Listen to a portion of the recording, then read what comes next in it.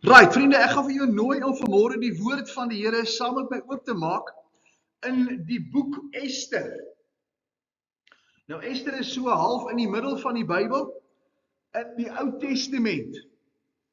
En die boek Ester handel oor 'n tydperk waar die volk Israel in ballingskap is, onder die Persiese ryk is, en waar daar 'n geweldige aanslag gekom het, en die Here Ester opgewek het, om vir die volk as 'n verlosser in te tree. Ons in die week wat verby is, het ons, die van u wat dit volg, het die Jode hulle Purimfees gehou. En dis juis hierdie fees, en dit wat met Ester gebeur het, wat ek dan vanmôre graag met u wil deel. So kom ons maak oop by Ester hoofstuk 3. Ons gaan in die hele boek deurgaan, maar ons gaan net enkele verse lees, dat u dan nou net die hoofstorie kan kry, en dan wil ons so 'n bietjie met u praat oor Ester en haar toetreding in die teenwoordigheid van 'n heidense koning, wie God se hart verander om Israel te beskerm. Ester hoofstuk 3 vanaf vers 12. En dan hoofstuk 4 vanaf vers 15. Toe is die skrywers van die koning geroep in die eerste maand op die 13de dag daarvan, en daar is geskrywe net soos Haman beveel het, aan die landvoogde van die koning en aan die goewerneurs wat oor elke provinsie was, en aan die vorste van elke volk, aan elke provinsie volgens sy skrif, en aan elke volk in sy taal. In die naam van koning Ahasveros is dit geskrywe en verseël met die seelring van die koning.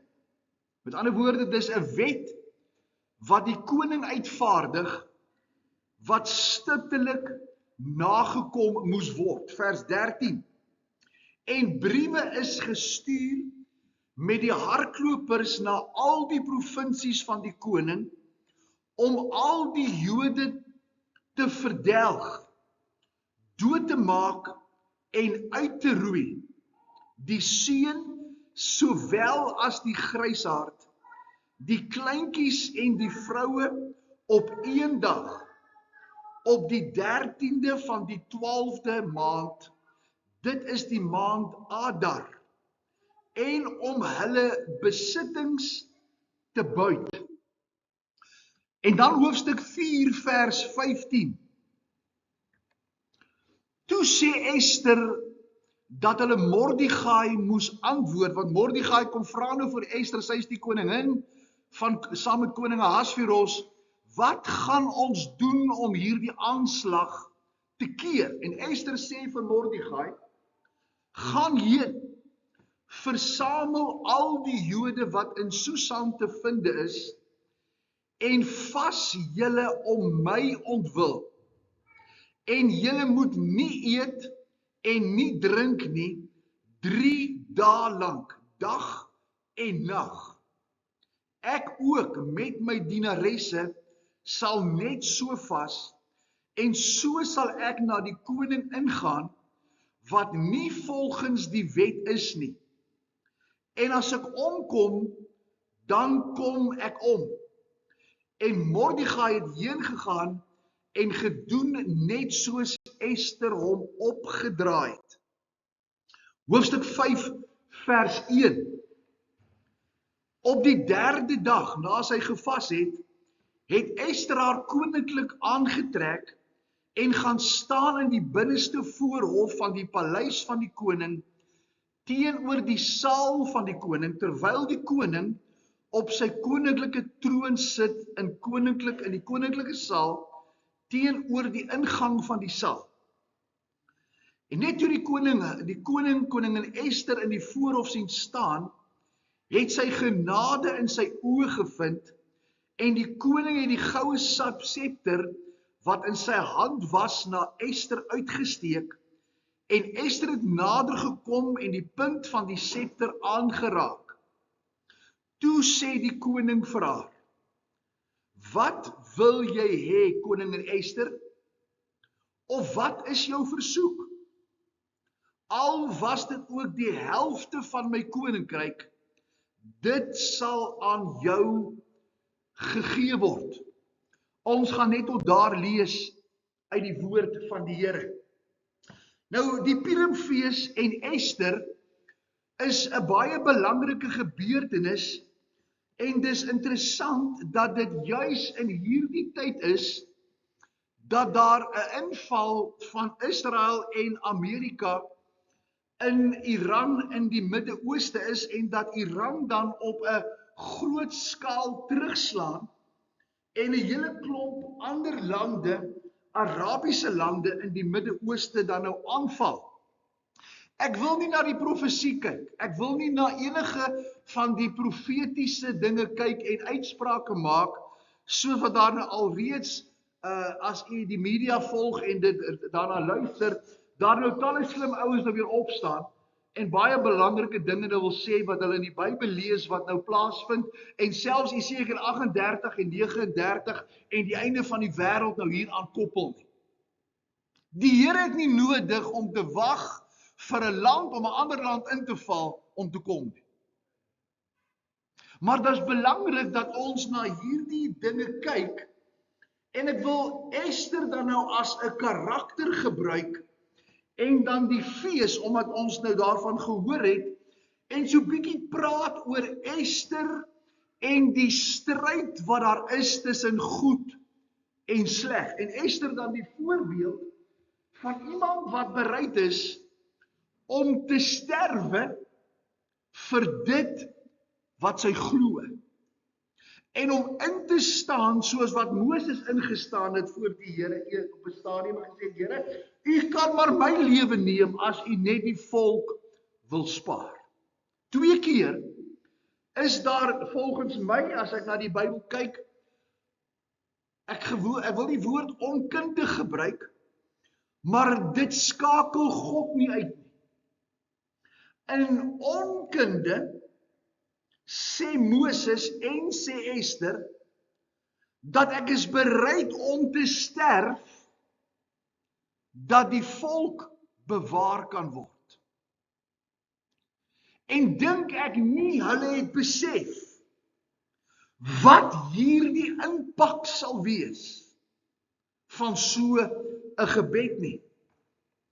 Die Purimfees is 'n baie belangrike geleentheid wat jaarliks in die land Israel onder Jode gevier word, wat hulle verlossing en hulle bewaring herdenk, juis vanuit die boek Ester. 'n gebeurtenis wat nou omtrent ongeveer 2500 jaar gelede plaasgevind het.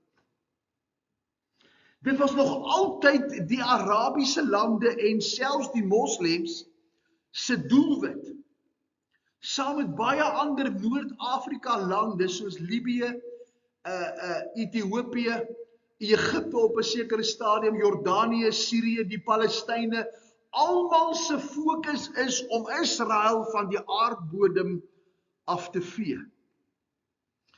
En deesdae word Amerika saamgereken. En dieselfde haatspraak word ook op die Amerikaners uitgespreek. En nou kies die wêreld kant. En ons weet hoe vinnig dinge kan verander. Suid-Afrika het baie duidelik en baie vinnig gesê dat hulle aan die kant van Iran skaar. En dus teen, en jy moet mooi hoor wat ek sê, teen die plan is wat God met Israel het. En ek gaan nou vir jou wys waarom dit belangrik is. Hulle doelwit is om Israel te vernietig en nou is Amerika saam. Die groot gevaar eendag. En dis waar die profesie inkom, wat ek my nie wil uitlaat oor nie, is hoe daar met Israel gewerk was. As jy Matteus 25 lees, sal jy sien dat die Here Jesus gebruik die skaap en die bok as 'n gelykenis en hy sê dat die skape nasie sal aan die regterkant kom en die Here sal sê, goed so, ontvang die koninkryk. En die lande wat teen Israel was aan die linkerhand kom en hulle sê, ontvang die oordeel van God, omdat julle so met my broeders gehandel het. So met ander woorde, die einde van die oordeele, gaan dit nie net 'n individuele oordeel wees nie, maar die lande gaan geoordeel word, wat vir of teen Israel is. Nou, daar is nie tyd om baie meer daaroor te sê nie. Die Purimfees vind plaas op maandag, of het plaasvind maandag die 2de Maart in die aand, en dit loop dan Dinsdag die 3de van die maand, loop dit dan ten einde.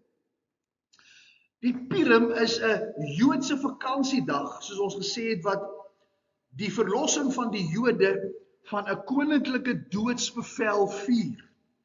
Hoe die Here dan hulle beskerm het. Volgens die Joodse maankalender val Purim gewoonlik gedurende ons Februarie en Maart. Purim is die Joodse woord of die Hebreëse woord vir lot, om 'n lot te gooi, om deur die lot 'n uitkoms te bepaal. Want die lot is gegooi deur Haman om vir die koning te ooreed om die Jode dood te maak, maar God het die dice anders laat val. Ek wil dit nou so gebruik dat jy kan verstaan, is dat dit wat in die wêreld gebeur en wat die wêreld besluit, nie altyd dit is hoe God die uitkoms bepaal. Die lot is gewerp om Israel 2500 jaar gelede te vernietig.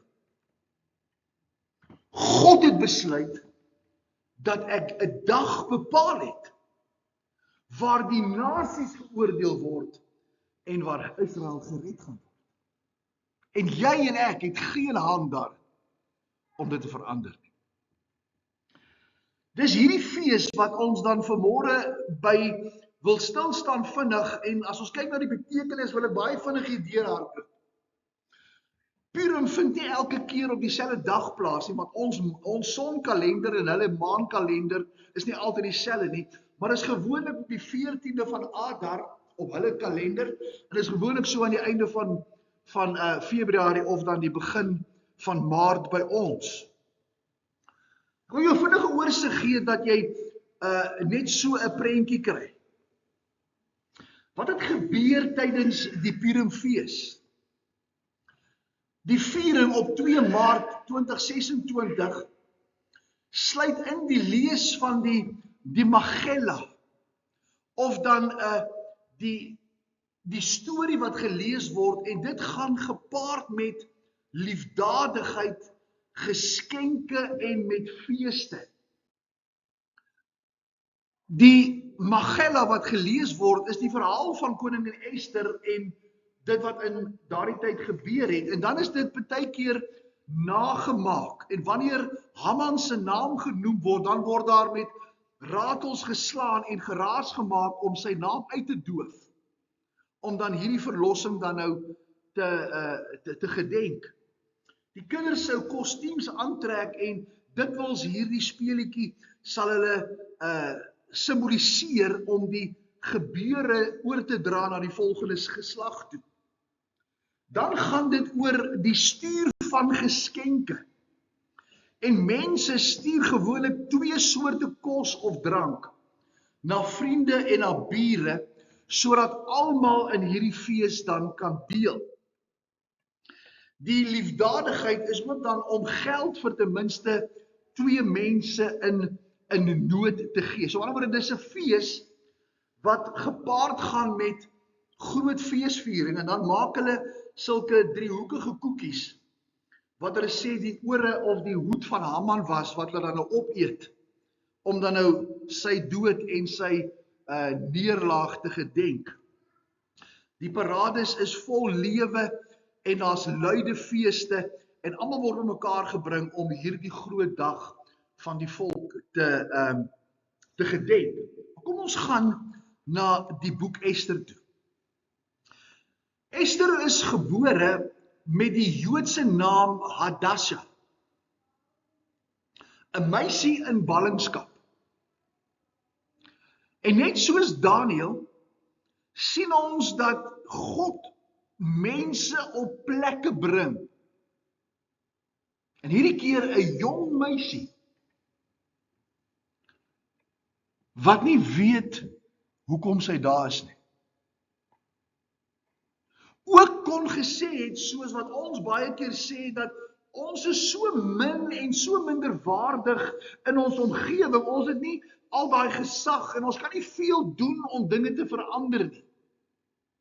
En ons mis baie keer dat God jou op 'n plek geplaas het. Sy word gebore as 'n Joodse meisie met 'n naam. En haar Hebreëse naam beteken 'n mirt of mirre of hartseer en elende. Haar Hebreëse naam praat van dit waarvoor God haar voorberei. Die Perse gee aan Hadasha 'n Persiese naam en hulle noem haar Ester. En Ester beteken 'n verborge lig of 'n verborge identiteit. Sien jy hoe die Here baie keer toelaat dat ek en jy soos Ester in ballingskap ingaan, dat my naam sê dat ek is nie veel werd nie. En dan kom 'n goddelose heidense mense en hulle noem haar verborge. Hulle noem haar, jy het 'n unieke identiteit soos 'n ster. Jy's gemaak om te skyn. En sou Ester nou vanmôre besluit het dat sy wil eerder Hadasha wees, sou sy dalk in moedeloosheid gesit het. Maar sy aanvaar haar heidense naam omdat God met haar 'n plan het. En ek het vanmôre, terwyl ek toe wakker word met hierdie benoudheid in my hart, toe dink myself, Here, is jy nou besig met ons, of is jy besig met my, of is jy besig in 'n rigting waar jy vir my vanmôre wil sê dat dit wat jy nou is nie noodwendig waar ek wil hê jy moet wees nie. Maar ek wil jou voorberei dat jy vir my iets kan beteken waar jy is. En dis die uniekheid van hierdie gebeure, 'n jong Joodse meisie wat nie haar keuse gehad het om weggevoer te word nie. Dit was nie haar skuld dat hulle in ballingskap is. Sy is 10-1 binne in ballingskap gebore. Want onthou nou, hulle is al 70 jaar, is hulle al deur die Babiloniërs, is hulle al in ballingskap. En Ester is 'n jong meisie, so met ander woorde, sy moes nou al gebore gewees het, miskien aan die einde van die Babiloniese ballingskap, miskien aan die begin van die Persiese ryk. Dis nie haar skuld dat sy daar is nie. Haar ouers en haar voorouers het sonde gedoen. En Ester word gedompel in hierdie ellende, maar eintlik het sy 'n verborge plan. Hierdie naamsverandering definieer die hele boek. dat toe Ester ingegaan het as Hadasha, haar uitkoms, haar vernietiging sou wees. Maar God sê, ek verander Hadasha, en ek berei haar voor, ek maak haar Ester, want ek het nie net 'n plan met haar nie, ek het ook 'n plan met haar mens. So die hele boek definieer hierdie naamsverandering. En ek het gewonder, is jou naam al verander? Is daar 'n dag in jou lewe gewees dat God gesê het, ek verander nie noodwendig jou naam as ek jou noem nie, maar ek verander wie jy is. Jy word gebore in sonde en in ellende, maar ek wil vir jou my kind maak. En dis hoekom ek vir jou gesterf het. Dis hoekom dit belangrik is dat ek en jy hierdie les as hy sit binne in die hoofstad van die Persiese ryk, onder die regering van 'n koning wat bereid is om te hoor wat ander sê, om 'n volk wat hy nie moet iets aan doen nie, want sy voorgangers het al gesê dat Nehemia en Ester moes al teruggaan om Jerusalem te bou. Die Jode wat agtergebly het, is nou onder koning Ahasveros en daar's al reeds vir Israel uitkoms. En nou sit Ester in die hoofstad onder hierdie koning se gesag en hierdie koning se uitkoms is, ek sal hoor en ek sal doen wat ander mense sê ek moet ander mense doen. Maar dit verander haar nie. Haar neef Mordegai het dan groot, maar sy het eers 'n pa en 'n ma gehad. Die storie begin waar die eintlike koningin Vashti weier om voor die koning te gaan dans. En so word Ester uiteindelik na 'n skoonheidskompetisie word sy as koningin van die Persiese koning Ahasveros gekies. En toe kom die krisis. Die duiwel weet 'n klomp goed van Israel. En hy hou nie daarvan dat koning Kores en later koning Darius en later koning Artasasta, al die voorgangers van koning Ahasveros, die Jode goedgesind is nie. En hier kom die krisis. Kom ons raak ontslae van die Jode. En 'n man met die naam van Haman kom en bewind, hy's 'n Agiet. En hy vra vir die koning 'n bevel omdat die koning vir hom 'n guns moet doen, dat hy al die Jode in die Persiese ryk moet doodmaak. Dit was nie eers net 'n haat wat Haman gehad het nie. Maar ons lees in Eksodus 17, was dieselfde volk Elam of die Elamiete wat die Persiese ryk later word in geveg, van die eerste konings wat in geveg gekom het met Moses toe hy op pad is na die beloofde land. So dis 'n eeuoue haat van Satan en God. En nou sit ek en jy midde hierdie geveg, soos Ester. En die Here het jou vanmôre dalk nodig om vir hom te kies. Om soos Ester te sê, kom ek dan om. Maar ek gaan vir my volk intree. God het 'n voortdurende teenkanting teen Amalek verklaar en die duiwel weet dit. En die enigste manier is om hierdie ding te keer dat God eendag Amalek gaan vernietig, want hy weet dit, is om die Jode te vernietig. Sodat daar nie meer vir God 'n rede moet wees om Amalek te vernietig. Haman staan in daardie lyn van vyandigheid. En sy plan is om Israel van die aardbol af te laat verdwyn. Hoor jy die stem van die Ayatollah? Hoor jy die stem van Gaddafi? Hoor jy die stem van al die Arabiese lande tot nou toe? Hoor jy die stem van al die hele wêreld wat nou teen Israel draai? Jy moet versigtig wees wat ons van God se volk sê. Ja, hulle is vandag in ballingskap, hulle is vandag in afval, hulle is vandag alles wat verkeerd is. Maar hulle is God se volk. Die lot word gewerp en die dag van vernietiging word gekies. Nou ek is nie ou wat geplaas oor bygeloof nie, maar hoor die datum. 13 Adar. Onthou julle? Die ouens wat bang is, ons loop nie onder 'n leer deur nie. Vrydag die 13de. En die dag van vernietiging is gekies. En die Here sien die lot. En hierdie lot was dan die naam wat God gee vir 'n fees toe hy Israel beskerm. Die vyand het die lot gewerp.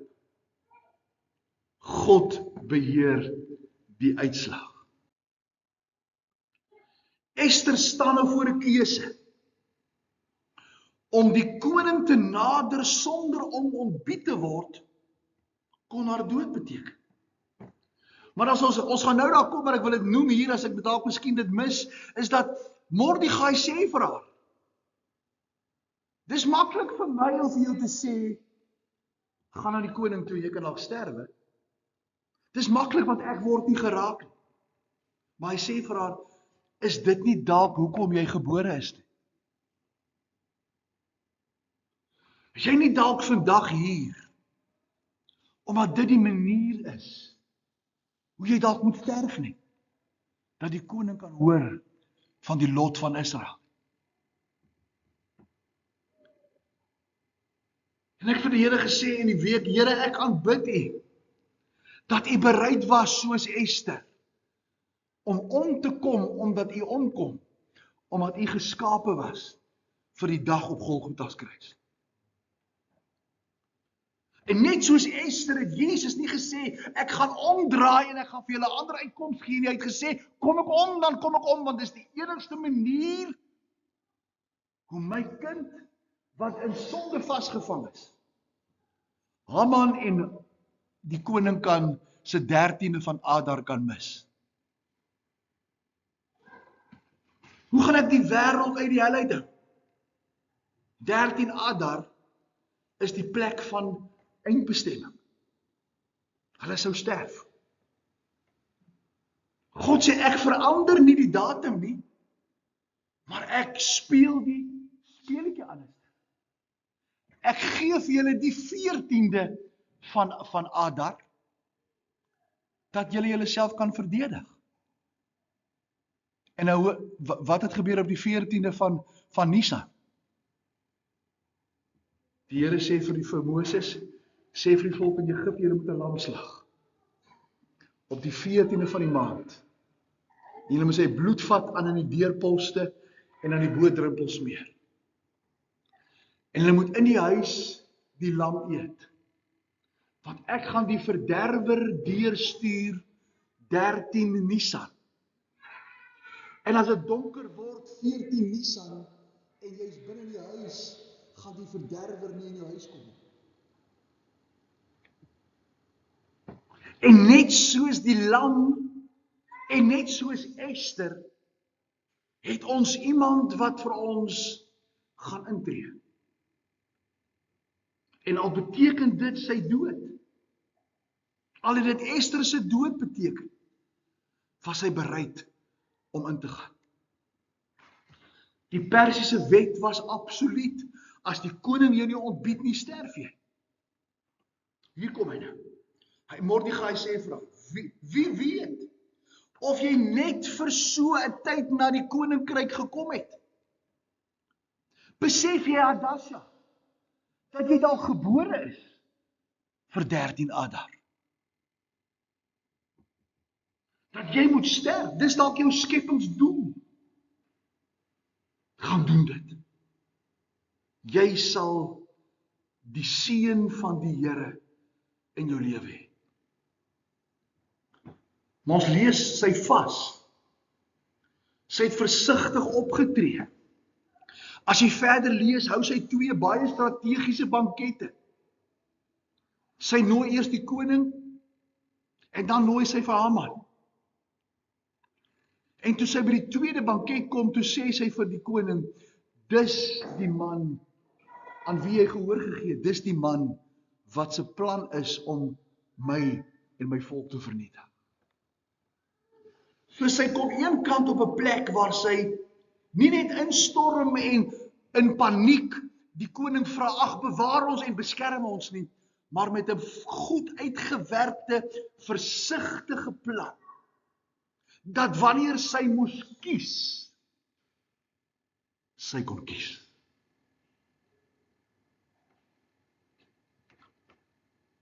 En dalk gaan die Here vandag in hierdie week hê dat jy van ons moet kies. Dat ek en jy vanmôre hierdie boodskap sal vat. Dat as ek dan moet kies, dat ek in sy teenwoordigheid en met versigtigheid sal kies. Haman word op daardie presiese oomblik, word hy ontmasker. Die aand toe die plan in werking sou tree, te ontmasker God vir Haman. En een van sy grootste omkere in die skrif, word Haman tereggestel, as jy verder lees in die Esterboek, op dieselfde galg wat hy vir Mordegai gebou het. Hy was so seker dat sy plan sou geluk, dat hy gaan na die banket toe en hy sê vir sy vriende, bou vir die galg. As ek terugkom, gaan ons vir Mordegai aan. Jy sien, Haman het nie eers gesê, gaan doen julle my vuil werk nie. Hy het self begin hierdie vuil werk te doen. Want sy haat was teen die volk van God. Ek sal vir Mordegai ophang. En hy sterf aan dieselfde galg. Die Jode word bewaar. Die verbondslyn oorleef. Die Messias se geboortelyn bly ongeskonde. En daar's soveel voorbeelde, ons kan eintlik 'n tweede boodskap hieroor bring oor al die soortgelyke geleenthede waar die duiwel probeer het om nie net Jesus dood te maak nie, hy wil vir Moses doodmaak. Daar's verskillende plekke in die skrif waar die duiwel so intensief soos Haman besig was om die Messias te laat sterf voordat aan die kruis sterf. Die Messias kon sterf, net nie aan die kruis nie. En so word die messiaanse belofte bewaar. As Haman geslaag het, was daar geen Joodse volk nie. Is daar geen bewaarde oorblyfsel, kon daar geen Messias gebore word. Daar was geen Bethlehem waar Jesus kon gebore word. Daar was geen Dawid se troon, daar is geen Messias nie. Ek en jy sou vanmôre in ellende gewees het. Want daar is nie 'n kind wat gebore was om vir ons te sterf nie. Ester staan, net soos wat Haman in die ketting, in die lyn van vyandigheid staan Ester in die ketting van verlossing. En ek en jy kan besluit in watter lyn ons kom. Wil ons aan die lyn staan waar God of waar die dinge maar gebeur en ons stil bly oor die eer van God wat skade ly? Of wil ons in die ketting klim, in die lyn klim van Ester en sê ek sal instaan tot hier toe. Al moet ek sterf. Ek sal nie toegee dat met my krag hierdie saak maar net vorentoe gaan. En eintlik as ons die boek lees, gaan jy agterkom dat God se naam word nooit in die boek gebruik nie. Jy kan die hele Ester lees. God se naam word nie een keer genoem nie. Geen opgetekende gebed nie. Nêrens sien ons iets behalwe dat Ester vir Mordegai sê, ons moet vas. En sy sê vas ter wille van my. Nêrens iets, geen teologiese hoogtepunte in die boek nie. Niks. God se naam word nie eens genoem. Geen profeet wat spreek nie.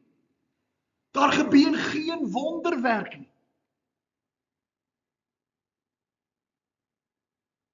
Nie eers dat die Here sê ek sal die volk beskerm deur 'n snaakse ding. Hy sê vir die volk, julle het kans om julleself te verdedig. Niks gebeur wat uitermatig en groot is nie. God se voorsienigheid word in elke hoofstuk ingebytel. Hy gee selfs vir die koning in hoofstuk 6 'n slapelose nag.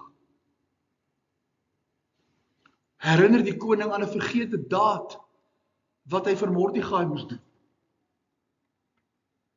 Die koningin word op die presiese oomblik gekies. En die bevel word omgekeer voordat dit te laat is. Die voorsienigheid gebeur sonder 'n skouspel. Niks uitermatigs nie. Die struktuur van die boek verskerp die tema van omkeer. Daar word by 10 geleenthede bankette gehou. Die gebeure weerspieël, staan teen kontraste teenoor mekaar. Haman staan op, Haman val. Mordegai word eers verneder, hy word geëer. Die doodsvonnis word uitgevaardig, die verdedigingsbevel word gegee. Vrees onder die Jode die aand van 13 Adar, rus op 14 Adar. Hierdie konflik ego van Amalek soos 'n verhaal wat homself elke oomblik terugroep. Dis amper asof die duiwel elke keer terugroep dit wat hy in die begin in gedagte gehad het om Israel te vernietig. Ek lees in Deuteronomium 25 al, vers 19. As dan die Here jou God vir jou rus gee van al jou vyande rondom in die land wat die Here jou God jou as erfenis sal gee om dit in besit te neem, dan moet jy die gedagtenis van Amalek onder die hemel uitdelg. Vergeet dit nie. Voor die volk intrek, sê die Here in Deuteronomium 25 vir Moses, sê vir die volk, as ek jou die land gee, moet jy hulle wat 'n probleem is, uitsorteer. En dit word nie gedoen. As jy Josua lees, dan het hulle die eerste klomp stede ingeneem en dan begin hulle kompromie maak. En dis waarop Josua aan die einde van hoofstuk 24 vir die volk sê, kies julle vandag wie julle wil dien. Want hierdie aanslag en hierdie bevel is al jare terug vir die volk Israel gegee. En Ester vind die Jode Deuteronomium 25 se rus. Die boek verduidelik die oorsprong van Purim, die fees van verlossing. Dit doen egter meer as om net geskiedenis te bewaar. Dit gee vir ons 'n boek waar God se naam nie is nie, wat vir ons sê God sal aan die einde wen. En ek en jy kan vanmôre, as jy met aanslag en met teleurstellings, as jy vanmôre sit en ons leef in 'n land en ons sien hoe die dinge agteruit gaan en dit word elendiger op elendiger op elendiger en die Here sê, hou aan my vas. Ek is jou reddingsgordel. Jy sal water sluk, jy sal nie verdrink nie. Ek het vir jou gestry. En omdat ek vir jou gestry het, soek ek 'n verhouding met jou. Ek wil hê dat jy my sal kies. Hierdie boek leer teologie sonder om ooit God in die teologie te noem. Hy gee vir ons waardes. Hou aan my vas. Ek is bokant jou begrip van my. Lewe sal nie altyd met sigbare wonderwerke kom. Soms maak God die see oop. Soms werk hy deur tydsberekening. Soms sit hy op 'n plek waar hy jou later kan gebruik. Hy is in stilte in beheer. Daar is nog, en ek wil dit hier staak, ek wil nie aangaan nie, die tyd is weg, klaar. Die kruks is, God het nie nodig om homself aan jou met wonderwerke te bewys nie. Hy's God bo die wonderwerk. Hy het nie nodig om jou te oortuig dat jy hom sal dien nie. Hy het homself gegee. Hy gaan jou nie dwing om hom te dien nie. Hy het vir jou sy lewe gegee. En daai lewe sal maak dat jy hom wil dien. Hy gaan jou nie dwing om gehoorsaam te wees nie. Hy gaan jou nie dwing om op hom te wag nie. Sy môre hang nie af van my en jou gehoorsaamheid nie. Al gehoorsaam ek hom vandag tot op die letter, gaan dit niks verander aan sy môre nie. Dit gee my 'n vandag om hom te eer. Want dis al wat ek het. Dis al wat ons het, is vandag. Gister se foute is verby. Môre het ons dalk. Al wat ons het is, ek kan vandag vir hom sê, my lewe behoort hierdie sekonde en elke sekonde daarna aan U. En as ek nie by môre se sekonde kom nie, gaan God met sy plan, wat ek en jy nie by uitgekom het nie, aan. Die hartseer met of sonder ons. Maar die Here vir jou in die prentjie, dis hoekom hy Ester gee as 'n voorbeeld. Hy verander selfs haar naam, om vir haar te sê, dis die plan wat ek met jou het. Kom ons buig ons harte, en dan bid ons saam. Here, baie dankie vir U wonderlike woord. Here, my hart is so dankbaar vanmôre. En ek is versigtig om nie hier uit te storm en vooruit te hardloop nie, maar om U te volg en op U te wag en gereed te wees. Want U stuur uitkoms. En Here, al is dit wanneer U die mag van die bose kom breek as U kom, dis U saak. Al is daar nie blywende uitkoms in dit wat ek vandag beleef nie, wil ek ten spyte van dit wat ek vandag dalk nie het, wat ek dink ek moet hê, rus in die wete, dat dit wat U vanmôre geskep het, en dit wat ek heiliglik beleef, U beste is vir my.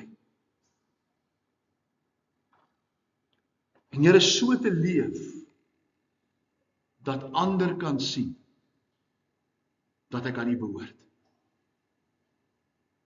Kom dra vir ons deur, kom maak vir ons versigtig, kom hou ons getrou, in Jesus se naam. Amen. My vriende, ek het nadat ek die woord gebring het, het ek hierdie volgende stukkie bygesit, om dit wat die Here swaar op my hart gelê het, om met jou te deel, net jou te bemoedig en vir jou saam te vat. Die gebeure tydens die boek Ester bring vir ons op 'n plek wat ons by stilgestaan het om te verstaan dat die Here ons so liefhet, dat dit wat hy begin het in ons lewens, ten spyte van hoogtepunte en laagtepunte, dat hy vir ons die beste het en dat hy sal klaarmaak wat hy begin het. En daarom dan hierdie laaste klompie gedagtes. Dat wanneer die Here stil is, beteken dit nie dat hy in jou lewe afwesig is nie. Wanneer die lewe verwarrend voel, of selfs wanneer jy verborge voel, wanneer die druk styg en wanneer dit maklik gaan, onthou altyd vir Ester, dat sy nie nodig gehad het om haar lewe te waag nie. Maar sy het haar volk en die plan wat God met Israel het, bokant haar gemak gekies. En daarom net hierdie laaste gedagte, God posisioneer mense. God het jou vandag daar geplaas, presies waar jy is, omdat hy jou daar wil hê. God se tydsberekening is perfek. Met ander woorde, God bereken gebeure deur sy tyd daaraan te heg. God werp menslike planne en bevele omver wanneer ons by hom skuil. God is 'n waarmaker van sy beloftes. God bewaar en eer sy beloftes. God wat sy volk in Persië bewaar het,